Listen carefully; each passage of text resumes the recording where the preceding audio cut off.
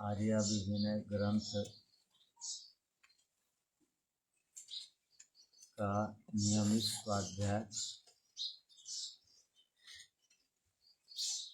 हम सभी श्रद्धा और निष्ठा के साथ करते हैं।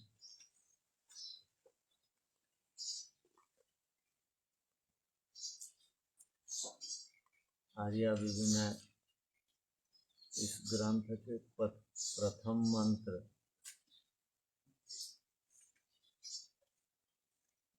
के व्याख्यान से पूर्व ईश्वर से संबंधित जिन सभी संबोधनों का वहाँ संग्रह है, उन संग्रहों में से एक एक ईश्वर से संबंधित संबोधन पर विचार हम करते हैं।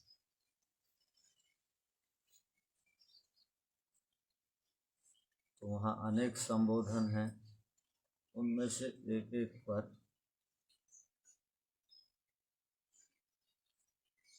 उसको आधार बनाकर एक संबोधन को हम लोग विचारों का आदान प्रदान कर रहे हैं।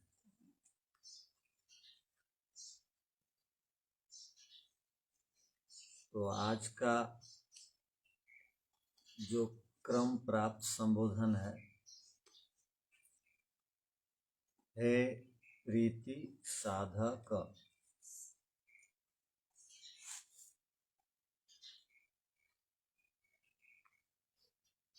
ईश्वर को यहाँ पर प्रीति साधक कहा गया है।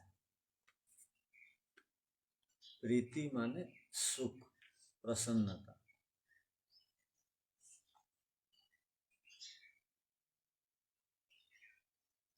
प्रेम, स्नेह, खुशी, आनंद, तृप्ति, ये प्रीति का अर्थ है। जब हम धातु को याद करते हैं, प्रीति शब्द किस धातु से बना है, तो प्रिय तर्पण कांतोच धातु है। क्रयादिगण का प्रिय तर्पण कांतो, दो अर्थ में प्रीति शब्द है। कांतो मान इच्छा और प्रिय का अर्थ इच्छा भी है और तर्पण भी है।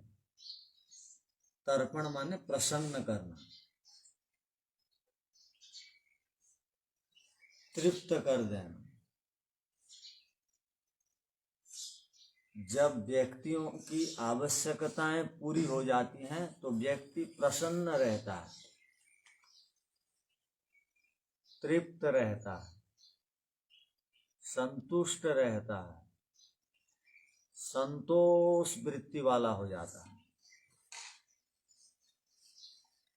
तो ईश्वर प्रीति को अर्थात संतोष को, प्रसन्नता को, तृप्ति को, आह्लाद को, आनंद को, स्नेह को, प्रेम को साधक माने सिद्ध करने वाले हैं। साधक का अर्थ होता है सिद्ध करने वाला।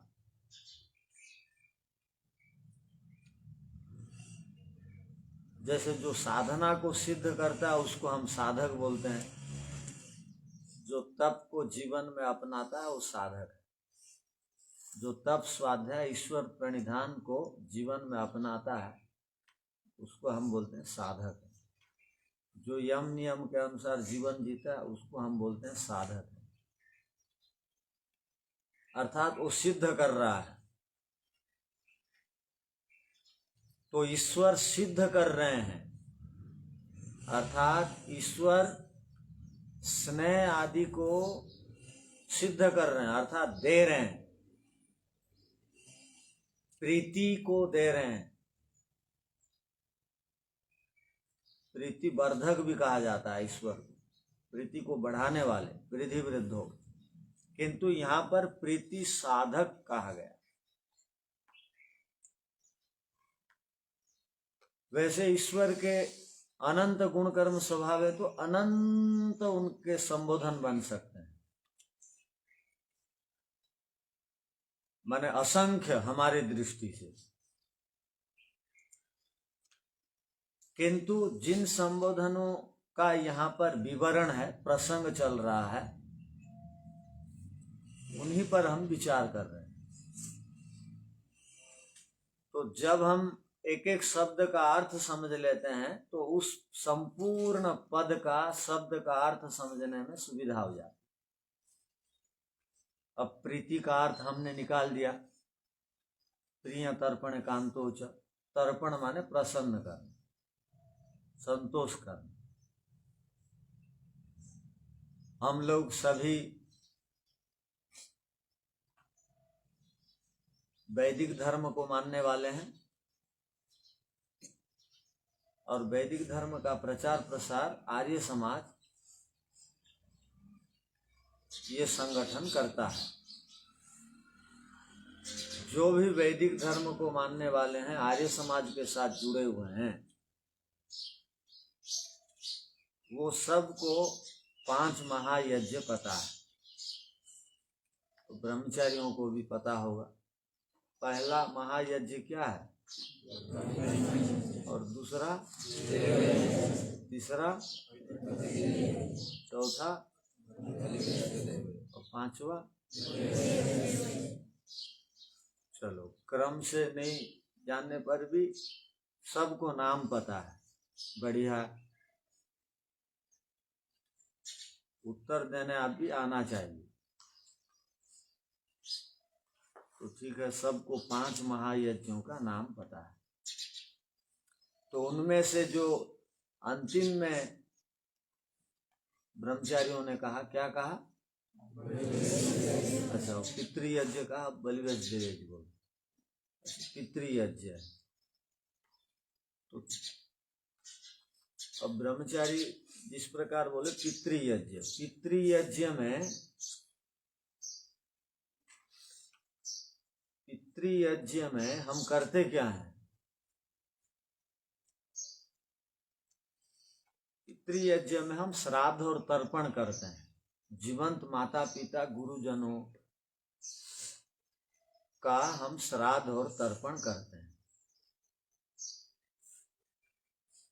अब पितृयज्ञ का अर्थ रूढ़ी हो गया ये कि मरने के बाद पिता माताओं का श्राद्ध तर्पण करना चाहिए।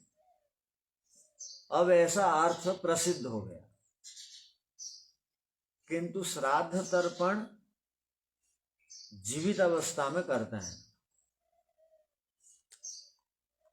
श्राद्ध माने श्रद्धा से उनकी सेवा शुश्रूषा करना, तर्पण माने उनकी आवश्यकता के अनुसार उनको साधनों को प्रदान करना, उनको प्रसन्न करना। ये पितृयज्ञ का अर्थ है। मरने के बाद तो वो बेचारे प्रसन्न होंगे कुछ देने से, वो तो और दूसरे शरीर में चले गए होंगे।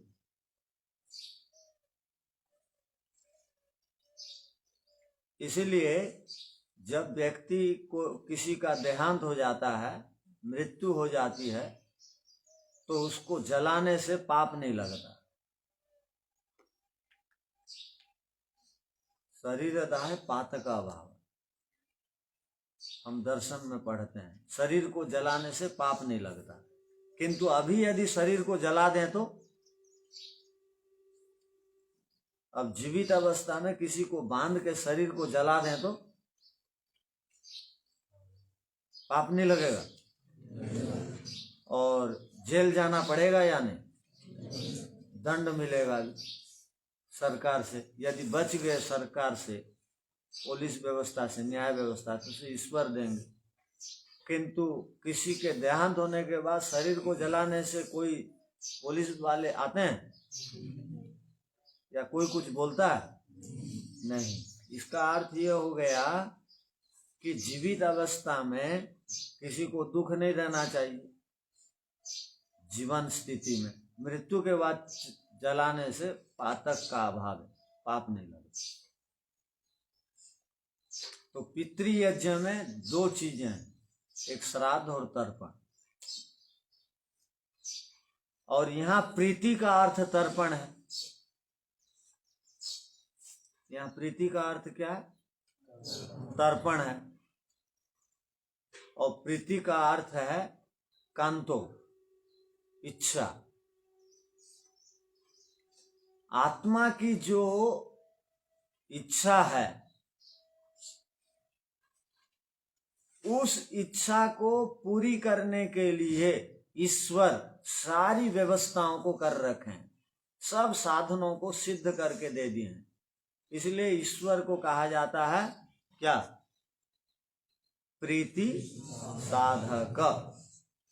ध्यान रखना, महर्षि दयानंद जी जिन शब्दों को यहाँ पर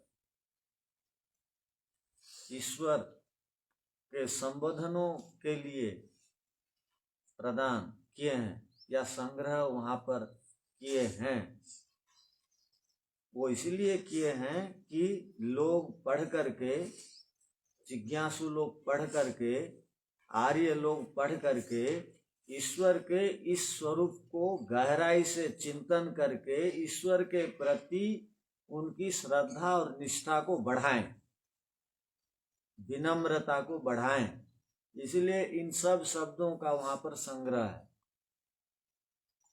महर्षि दयानंद जी बहुत दूरदर्शी थे, ऋषि प्रतिम थे, इसलिए ऐसे ऐसे शब्दों को वो वहां पर स्थान दिए हैं, एकत्र किए हैं कि पढ़ने और सुनने वालों की रुचि ईश्वर के प्रति बढ़े। अब जब हम एकांत में चिंतन करते हैं कि ईश्वर प्रीति माने इच्छा को, साधक माने सिद्ध करते हैं, तो ईश्वर के प्रति श्रद्धा होगी ही होगी। जब कोई व्यक्ति माता पिता को जो भी न्यायपूर्वक, बच्चे या उनकी संतान माता पिता को जो कुछ भी न्यायपूर्वक और योग्यता के अनुसार मांगते हैं, और माता पिता यदि संतान की इच्छा को पूरी कर देते हैं, तो उस माता पिता के प्रति संतान की कैसी रहती है भावना? ठीक रहती है या गड़बड़?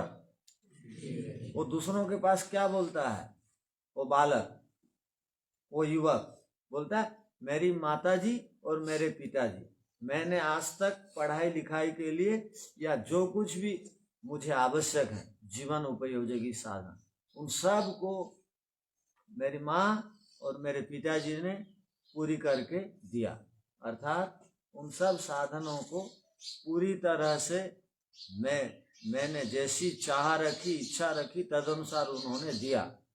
तो उस बालक का माता पिता के प्रति रुचि बढ़ती है, श्रद्धा बढ़ती है। वो भी मन में ऐसा संस्कार बैठाता है कि जब मेरी इच्छाओं को मेरी माता पिता पूरी करते हैं, मेरे गुरुजन पूरी करते हैं, तो हम उनकी भी इच्छाओं को पूरी करें। तब वो श्राद्ध तर्पण करता है जीवन भर, जीवित अवस्था में। मृत्यु के बाद उनकी अच्छाइयों को समाज में स्थापित करने की इच्छा भी रखता है।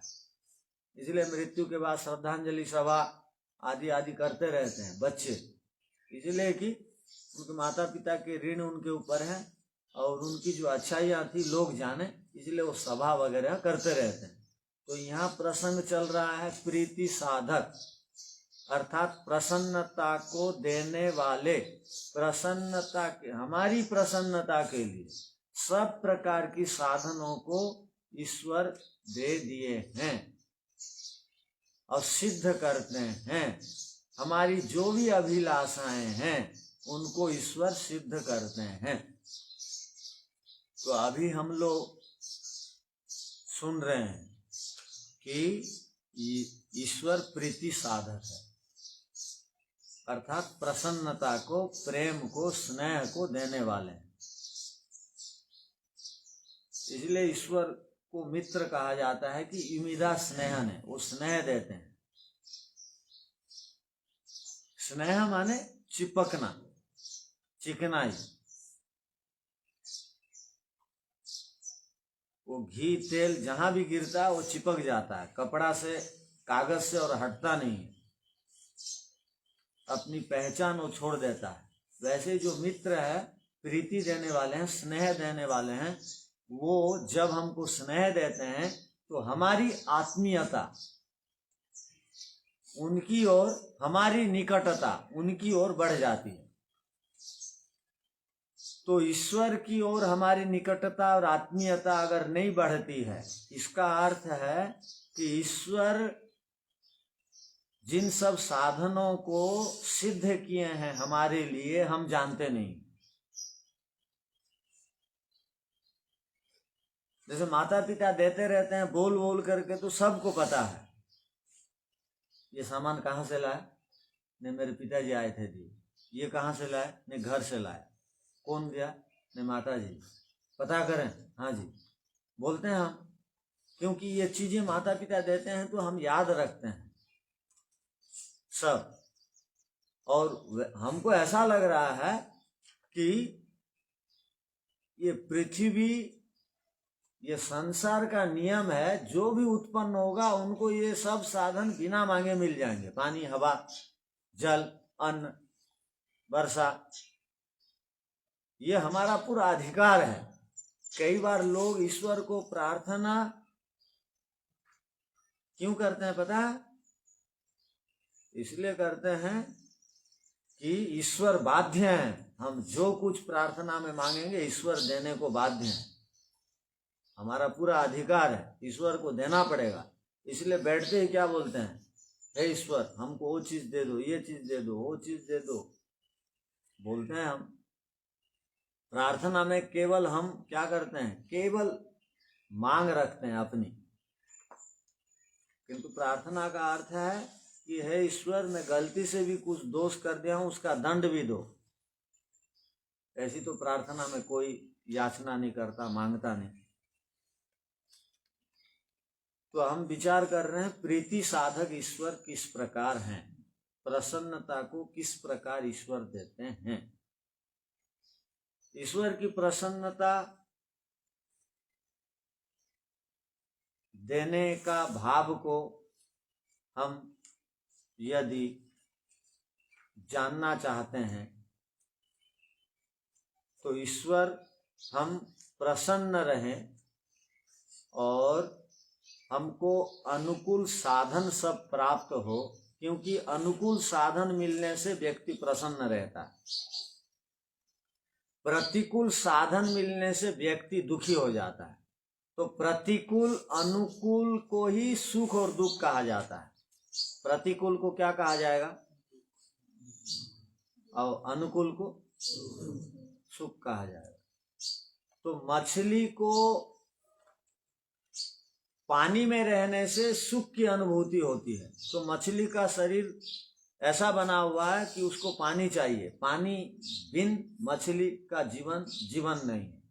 तो मछली पानी से सुखी रहता है बोल के ईश्वर मछली को पानी में रख के सुख देते हैं। हमको ये पृथ्वी लोक में सुख मिलेगा बोल के हमको ईश्वर ये पृथ्वी लोक में अर्थात भूमि लोक में बना करके छोड़े हैं। हम यहाँ पर सुखी रहेंगे बोल के हमारे शरीर के अनुसार ईश्वर सुख दुख सबको देते हैं। और जो पहाड़ के अंदर रहते हैं, पत्थर के अंदर, उनको गर्मी ना लगे, सुखी रहें, इसलिए ईश्वर उनके लोम तैयार कर देते हैं। भालू पत्थर के अंदर रहता है तो ईश्वर की विचित्र लीला देखो तो उनके बड़े बड़े लोम होते हैं। जिनके लोम बड़े बड़े होते हैं उनको गर्मी और नहीं सताती, सीधा त्वचा पर प्रभाव नहीं पड़ेगा, वो बाल बाल केवल गर्म हो जाएंगे। तो जहां जो अनुकूल परिस्थिति को प्राप्त करके व्यक्ति सुखी और प्रसन्न होंगे, सारे साधनों को ईश्वर ने दे दिए हैं। और हम प्रीति का विपरीत शब्द क्या होगा, विलोम शब्द अप्रीति। अप्रीति प्रीति का पर्यायवाची शब्द हो गया कि प्रसन्नता, संतोष, तृप्ति, आनंद और इच्छा और तर्पण, ये सब अर्थ हो गए।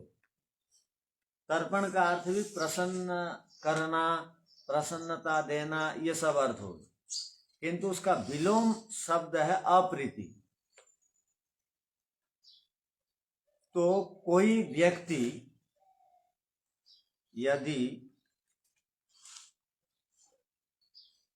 अपने ही व्यवहार के कारण अप्रीति अर्थात अप्रसन्न हुआ है, तो उसको कहा जाएगा तुम अपने ही व्यवहार के कारण अप्रसन्न हुए हो, अब इसी स्थिति में तुम रहना चाहते हो क्या? तो अप्रसन्न आदमी सदा अप्रसन्न रहना चाहेगा? वो मान लो किसी के साथ झगड़ दिया, और तो झगड़ देने से क्या चिंता बढ़ जाती है, बेचैनी बढ़ जाती है, झगड़ा झंझट कर देने से मन अशांत रहता है। और हम उसी समय पूछे, कुछ काल के अनंतर पूछे, तुम जो 1 घंटा पहले जैसी स्थिति को तुम बनाए थे उसी स्थिति में रहना चाहते हो क्या? तो वो क्या कहेगा? नहीं, मैं तो मिल के रहना चाहता था, ये झगड़ा क्या बोल के अशांत हूँ, अब मेरी इच्छा पढ़ाई में नहीं लग रही, इधर उधर मन चंचलता से भागे जा रहा है। इसका अर्थ ये हो गया अप्रीति को कोई नहीं चाहता है। ईश्वर ऐसी व्यवस्था बना रखे हैं मन में, बुद्धि में, अहंकार में, कि उसको अनुकूल पदार्थ जब प्राप्त नहीं होते हैं तो आत्मा तत्काल दुखी हो जाती है, और अनुकूल पदार्थ मिलते ही वो सुख की अनुभूति आत्मा करती है।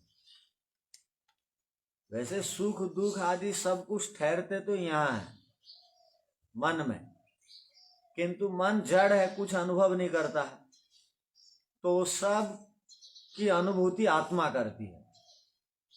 अब ये साधन मिले तो सुख की अनुभूति हुई, ये साधन मिले तो दुख की अनुभूति हुई, और जब कुछ गलत काम कर देते हैं आत्मा के अंदर भी भय उत्पन्न कर देते हैं ईश्वर, क्या के लिए? कि वो प्रीति साधक हैं, वो जीवन में खुशी देना चाहते हैं, इसलिए अब गलत काम करते ही मन के अंदर भय लज्जा शंका उत्पन्न कर देते हैं, क्योंकि ये हमारा स्वभाव नहीं है। आत्मा का स्वभाव नहीं है कि वो दुख की इच्छा करे, वो हर समय इच्छा द्वेष, जो गुण में या तो इच्छा या द्वेष या सुख या दुख, ये जो गुणों में वो रहता है, किंतु सदा वह दुख की स्थिति में रहना नहीं चाहता है, वो सदा प्रसन्नता और सुख की स्थिति में रहना चाहता है।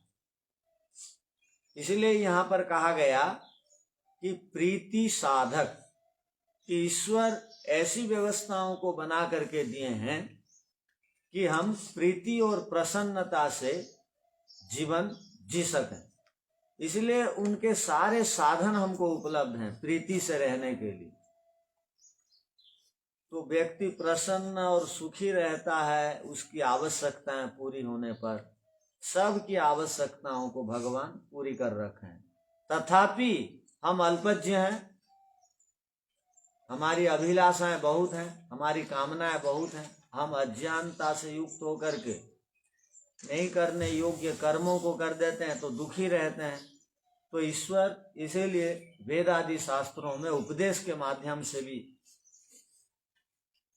बोल रहे हैं, क्या? मित्रस्याम चक्षुषा सर्वाणि भूतानि समीक्षा, मित्रस्य चक्षुषा सर्वाणि भूतानि समीक्षा में। हे संसार के लोगों, तुम मित्र की दृष्टि से सब भूतों को देखो। उससे क्या लाभ होगा? तुम्हारी जो आत्मा की इच्छा है, तुम्हारी जो अभिलाषा है कि मैं सुख को प्राप्त करूं, इससे तुम सुख को प्राप्त कर सकते हो और तुम्हारी एकाग्रता हो सकती है। इसलिए हम योग दर्शन में बहुत सारे सूत्र पढ़ते हैं एकाग्रता परक। उन सारे सूत्रों में प्रथम सूत्र जो है बड़ा महत्वपूर्ण है।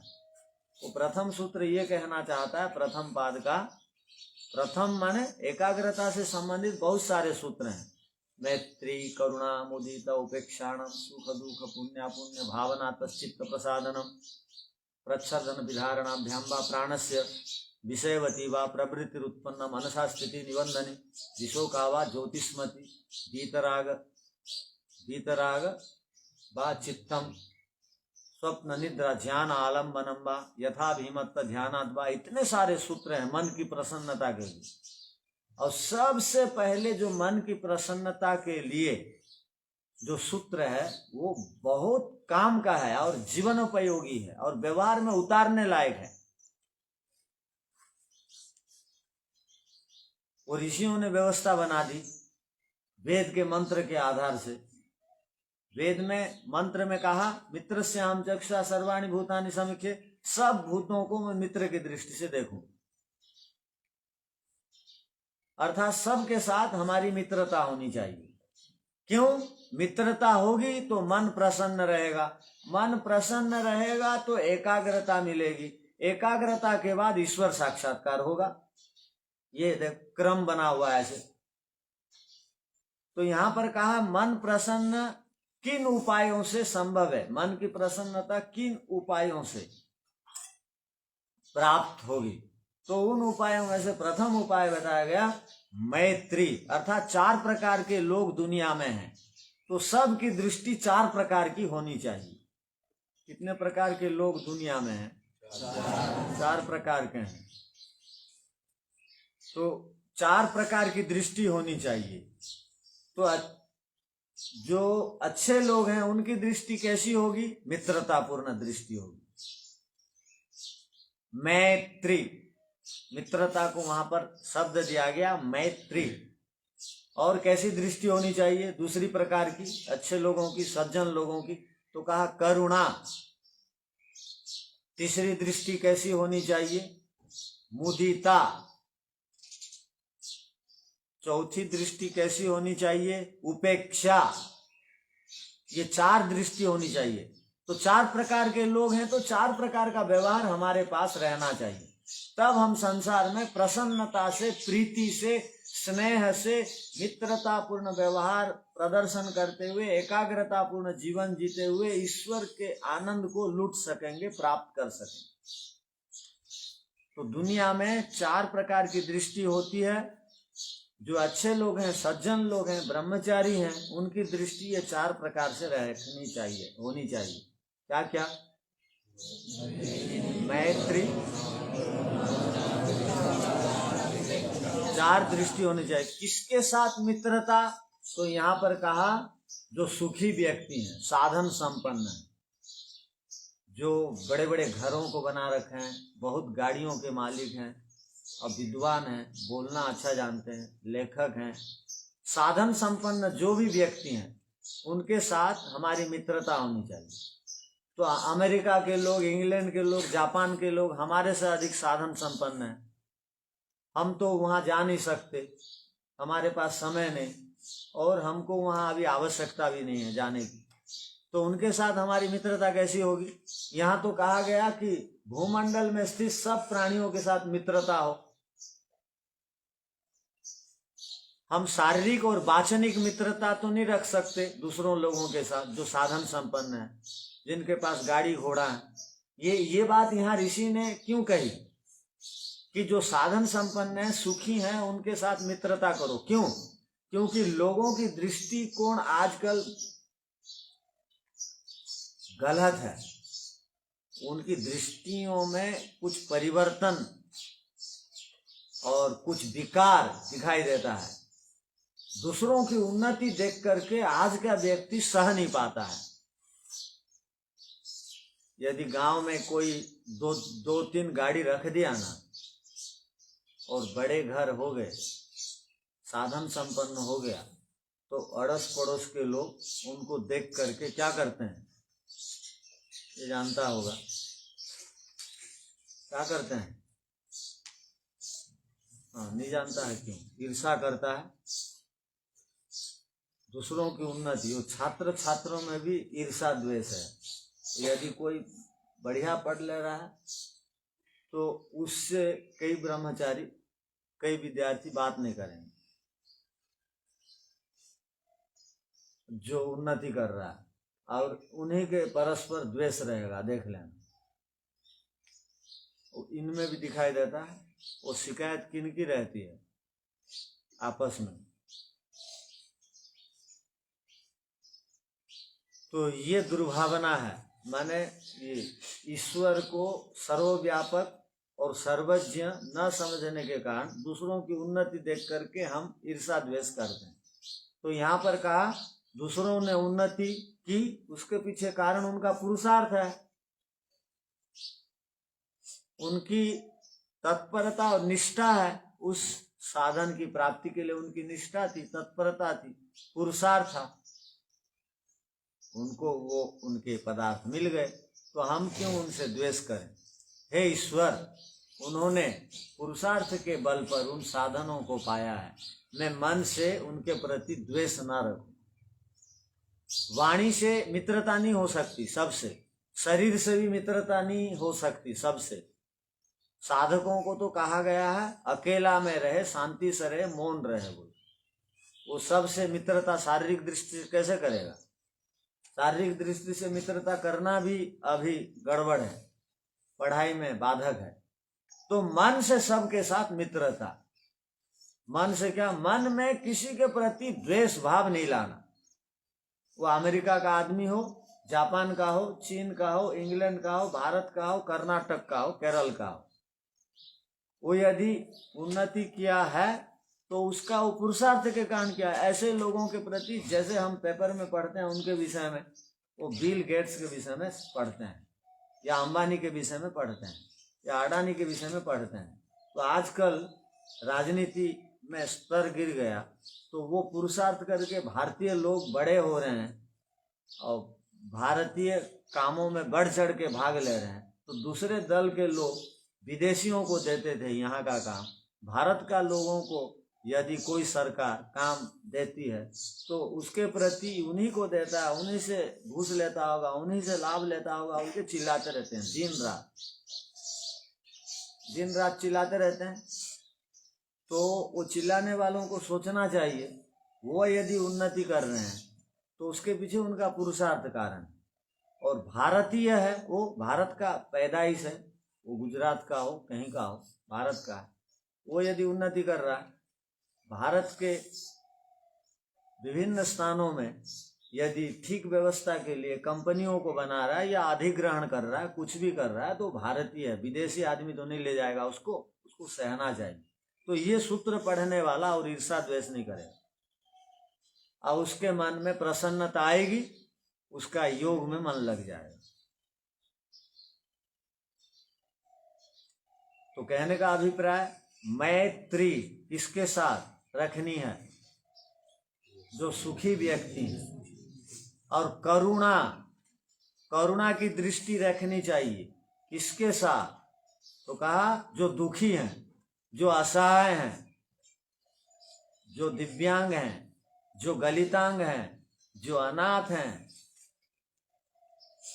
उनको देखते ही करुणा माने दया का भाव रखने की आवश्यकता है, तो मन प्रसन्न रहेगा। कई बार जो है ना, देखना तुम कोई दीनहीन जिसके पास कंबल नहीं है, ठंड में ऐसे वो हिल रहा था, उसका शरीर वो सिकुड़ रहा था, तो उसको यदि कंबल दे दोगे तो आत्मसंतुष्टि मिलेगी। चलो वो जो है कंपन हो रहा था शरीर में, बेचारे के पास कंबल नहीं था, देने के बाद वो आराम से, ठंड के मारे जो वो दुखी था, अब वो आराम से बैठा है। मुझे ये दृश्य देख करके बहुत बढ़िया लगा। व्यक्ति लोग बोलते हैं जब ऐसे लोगों की सहायता करते हैं, तो सहायता करने से भी जो बेचारे स्वयं असमर्थ थे, हम लोगों ने वहाँ पर सहायता का हाथ बढ़ाया तो वहाँ प्रसन्नता मिलती है, उससे भी चित्त प्रसन्न होता है, शांत होता है, एकाग्र होता है और ईश्वर में मन लगता है। इसलिए कहा गया जिसको भी ईश्वर को प्राप्त करना है उसको परोपकार का कार्य भी बंद नहीं करना चाहिए, ये कहा गया, क्योंकि उससे भी प्रसन्नता मिलती है। तो मैत्री, करुणा, मुदिता, और जो पुण्यात्मा है, पुण्यात्मा किसे कहेंगे? जो योगी हैं, जो समाधि लगाते हैं, उनको देख करके खुश होना चाहिए। हमारे ही गुरुकुल में यदि प्रातः काल उठने के उपरांत जो सर्वप्रथम शौच आदि से प्रार्थना से निवृत्त होकर के वो ध्यान के लिए बिल्कुल पद्मासन में बैठ जाता है, कमर को सीधी करके, और ओम का जप करता है, तो नियमित तो बैठता है और सोने से पहले भी जप करके सोता है, तो उसको देखा देखी जो चंचल प्रवृत्ति के हैं वो उसके मजाक उड़ाएंगे, तो मजाक भी उड़ाते हैं। किंतु वैसे लोगों को देख करके खुश होना चाहिए, चलो ये जो है सर्वप्रथम आता है, पद्मासन में बैठ जाता है, सीधा बैठता है, आंख बंद करके परमात्मा का नाम लेते रहता है, और कोई परोपकार का कार्य में लगा है, कोई विद्या की वृद्धि के कार्य में लगा है, उन सबको पुण्यात्मा कहते हैं। ऐसे पुण्यात्माओं को देख करके खुश होना चाहिए, प्रसन्न होना चाहिए। किसके साथ मित्रता रखनी है? सुख साधन व्यक्ति होंगे, वो जैसे भी हो, उनका स्तर जैसा भी हो, वो यदि सुखी हैं, समृद्ध है, गाड़ी वाले हैं, घोड़े वाले हैं, लेखक हैं, लिख रहे हैं, सम्मान ले रहे हैं, कोई बात नहीं, वो पुरुषार्थ के ले रहे हैं, तुम भी करो, लेना है, उनसे ईर्ष्या द्वेष क्यों रखते हो? तो वैसे ही जो दया के पात्र हैं, करुणा कर रहेंगे, वो जो दुखी हैं उनके लिए। और यहाँ कहा जो पुण्यात्मा है उनको देख करके प्रसन्न होना चाहिए, ये साधक है, ये पढ़ता है एकाग्र मन से, इसको और किसी से मतलब नहीं, अपने पढ़ाई से साधना से मतलब है, तो ऐसे लोगों को देख के प्रसन्न होना चाहिए। और चौथी बात बताई गई क्या? जो अपुण्य आत्मा है, अर्थात मैत्री करुणा मुदित उपेक्षाणाम सुख दुख पुण्य अपुण्य, जो अपुण्य आत्मा है, जो केवल दूसरों की हानि करते हैं, यहाँ बैठे संध्या में बातचीत किए, देख लिए इधर उधर, दूसरों को छेड़छाड़ किए, वहाँ देखे विद्यालय में जाके आवाज किए, यहाँ गिलास पटक दिए, वहाँ दूसरों को पढ़ने नहीं दिए, कुर्सी को उठा के नहीं रखे, खींचे आवाज आएगी बोल के। अब खांस भी रहे हैं तो मुंह ऐसे ढक के खांसना चाहिए, अगर जोर से खांसेंगे तो वो जीवाणु कीटाणु दूसरे के शरीर में जाएगा, वो भी खांसेगा, ऐसे कपड़े दे के भले खांसे। और कफ निकाले तो जहां पाए वहां फेंक दिए, थूक दिए, तो ये सब अपुण्य आत्माओं की पहचान है। दूसरे पढ़ रहे थे, उनके पुस्तक खींच लिए वो पढ़ते समय, दूसरों किसी के बाल खींच लिया, कपड़ा खींच दिया, वो चल रहा था उसमें पैर दे दिया, कोई अवरोधक बन गया। तो ऐसे अपुण्य आत्माओं को देखने से क्या करना? उनसे लड़ना नहीं, ना उनसे मित्रता नहीं करनी, उनसे ना राग रखना है ना द्वेष रखना है। क्या करना? उपेक्षा। उपेक्षा कहते हैं उनको देख करके खुश नहीं होना चाहिए मन से भी, और देख करके ईर्ष्या भी नहीं करनी चाहिए मन से भी। बहुत हानि करने वाले को भी यदि देख ले या अचानक हमारी शरण में आ गया, हमारे घर आ गया अचानक, हमारी 50 साल तक निरंतर हानि करने वाला भी घर आ गया, तो साधक को कैसा होना चाहिए? ईश्वर के भक्त को घर में आते ही नमस्ते जी, बैठी है, अब पानी लेंगे, भोजन करके आए हैं, ऐसे पूछ करके उससे राग नहीं रखना है, अंदर से द्वेष भी नहीं रखना है। ये मरे पिटाई खाए, द्वेष का अर्थ क्या है? घृणा। ये मरे पिटाई खाए, इसको बहुत दंड मिले, इसके टांग ही टूट जाए, इसके दांत टूट जाए, ऐसे जो बोलते रहते हैं, तो ये उपेक्षा नहीं है, ये हो गया द्वेष। कई बार विद्यार्थी जो अति करते हैं तो उनको धमकाना पड़ता है, ऐसी पिटाई होगी ना तुम्हारी, हाथ टूटेगा।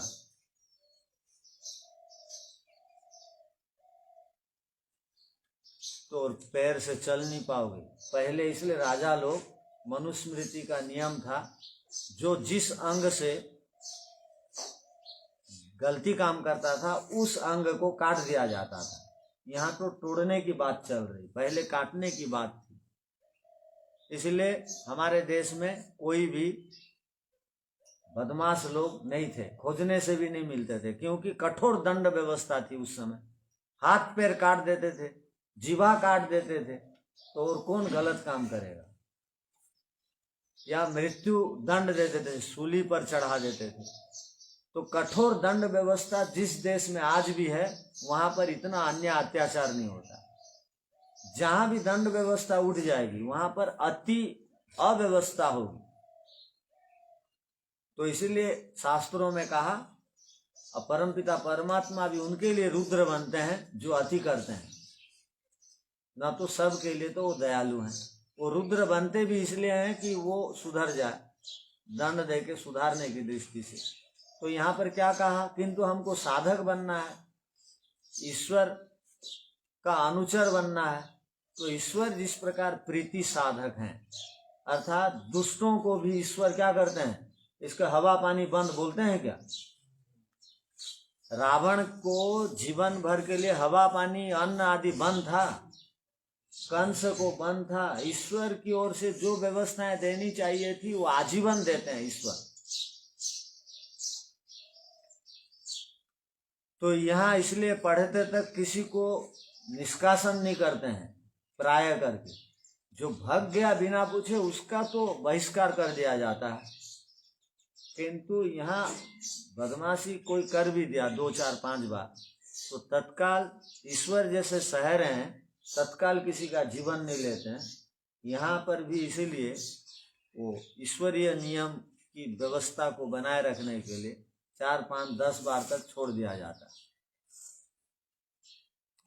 तो अभिप्राय क्या हुआ, ईश्वर प्रीति साधक हैं।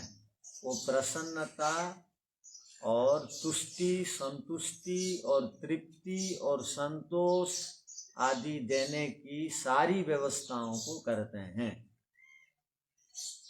हमारे लिए, हम प्रसन्न रहें। और हम जब जब भी अप्रीति वाले बन जाते हैं, अपने कारण से हम अप्रीति वाले जब भी बन जाते हैं, प्रतिकूल परिस्थितियों से जब भी हम गुजरते हैं, तब प्रतिकूल परिस्थिति में हमें रहने की इच्छा नहीं होती, अशांति होती है। वो अशांति ही ये बताती है कि अप्रीति हमारा स्वाभाविक विषय नहीं है, प्रीति हमारा स्वाभाविक विषय है। इसलिए अप्रीति में अधिक दिन रहना नहीं चाहते हैं। इसलिए क्या होता है, एक आदमी एक से नाराज रहता है, किसी कारणवश 1-2 साल में भूल जाता है, फिर अकस्मात उनको ट्रेन और बस में यात्रा करने की सुविधा मिले तो एक साथ जाते हैं, अस्पताल जाना है तो फिर एक साथ जाते हैं। 2 दुष्ट आदमी जब चिकित्सा को प्राप्त होते हैं, दुर्बल होकर के खाटों के पास एक खाट रहती है, परस्पर झगड़ते भी थे, उस समय भी वो चुपचाप रहते हैं। अप्रीति, अप्रसन्नता, अशांति हमारा स्वभाव नहीं है। इसलिए आज भी ईश्वरीय व्यवस्था से स्टेशनों में, हवाई अड्डों में लोग मिलजुल के रहते हैं। वो कौन आदमी था कोई पहचान नहीं, तथापि वो बोलता है आप कृपया आप अपनी लेखनी देंगे, तो हम बड़ी खुशी से देते हैं लेखनी निकाल। आपको एक निवेदन था, आपके पास चिल्लर देंगे, कोई बोलेगा तो हम दे देते हैं। मुझे कागज चाहिए, दीजिए, तो है क्या आपके पास, तो हम दे देते हैं। पेपर पढ़ते हुए रख देते हैं, आपने पेपर पढ़ लिया, मैं पढ़ लूँ, तो बोलते हैं हाँ। कोई प्यासा है, किसी के पास बोतल नहीं है, आप ठीक बोतल पानी दे सकते हैं, मैं किसी कारणवश नहीं लाया, तो दे देते हैं। क्योंकि सबकी इच्छा रहती है मिल के रहने की। अपरिचित लोगों के साथ भी हमारा यही व्यवहार रहता है। ये व्यवहार को किसने स्थापित किया धरा पृष्ठ में? वो प्रीति साधक ईश्वर ने, कि वो प्रीति बढ़ाने के लिए हमको आत्मसंतुष्टि मिले, इसलिए वो व्यवहार हमसे वो कराते हैं। और वेद में उन व्यवहारों को करने के लिए निर्देश है जिन व्यवहारों को करने से हमारे में प्रीति बढ़ेगी और हम संतुष्ट रहेंगे, संतोष वृत्ति वाले बने रहेंगे। तो ईश्वर प्रीति साधक हैं, प्रसन्नता के साधनों को सिद्ध करते हैं, देते हैं। हम प्रसन्न रहें, इसलिए सारे साधनों को हमारे लिए उन्होंने दिया है। तो ईश्वर को जब हम प्रीति साधक कहेंगे, तब हमारे अंदर भी प्रीति आएगी, प्रसन्नता आएगी। हम भी ऐसी दृष्टि वाले बनेंगे कि हर समय शांत रहें और तृप्त रहें, संतोष वृत्ति को जीवन में अपनाएं तो ईश्वर को प्रीति साधक कहने से हमारे अंदर भी प्रीति बढ़ेगी, प्रसन्नता बढ़ेगी, शांति बढ़ेगी। और शांति जब तक नहीं है, प्रसन्नता मन में जब तक नहीं है, तब तक क्या नहीं लगेगी? एकाग्रता नहीं लगेगी। यदि एकाग्रता नहीं आई तो ईश्वर का साक्षात्कार नहीं होगा। तो प्रसन्नता प्रीति से अर्थात स्नेहपूर्ण व्यवहार से, आत्मीयता से, सहृदयता से, उदारता से ये प्रसन्नता आती है। उदार व्यवहार से, सेवा व्यवहार से और घृणा नहीं करने से। इसलिए तो हम पढ़ते हैं क्या? यस्मिन् सर्वाणि भूतानि आत्मा एव अभूत विजानत तत्र को मोहः कः शोक एकत्वम्। अच्छा, याद नहीं है मतलब। यस्तु सर्वाणि भूतानि आत्मनि एव तेषु चात्मानं ततो न विजुगुप्सते। वो घृणा और किसी से नहीं करता है, जो सब में आत्मा को देखता है, ईश्वर को देखता है। जब देखा मैं जिससे घृणा कर रहा हूँ वहां भी ईश्वर है, यदि मैं घृणा करूंगा बिना मतलब तो ईश्वर मुझे दंड देंगे। तो यस्तु सर्वाणि भूतानि आत्मनि एव अनुपश्यति सर्वभूतेषु चात्मानं ततो न विजुगुप्सते ततो न विचिकित्सते ततो न विचिकित्सति ततो न विजुगुप्सते। ऐसा है उपनिषद में अलग और वेद में अलग। तो कहने का अभिप्राय, ये स्थिति हमारी आनी चाहिए जीवन में, तब हमारा जीवन जैसा लगेगा। यदि हर समय अशांत रहेंगे तो जीवन जैसा लगेगा? नहीं लगेगा। हर समय अशांत, हर समय अतृप्त, हर समय अशांति, हर समय असंतोष, हर समय दुख, हर समय घृणा, तो हम कभी भी जीवन में ऊपर नहीं उठ सकते। तो जीवन में ऊपर उठने के लिए प्रीति साधक ईश्वर की सहायता से हमारे अंदर भी प्रीति को बढ़ानी होगी, प्रसन्नता को बढ़ानी होगी, तब एकाग्रता को प्राप्त करेंगे, तब हमारी समाधि लगेगी। यही जीवन का लक्ष्य है। इसी लक्ष्य को प्राप्त करने के लिए हम सब परिश्रम करें, पुरुषार्थ करें। इन्हीं शब्दों के साथ आज इस स्वाध्याय के कार्यक्रम यहीं पर विराम किया जाता है।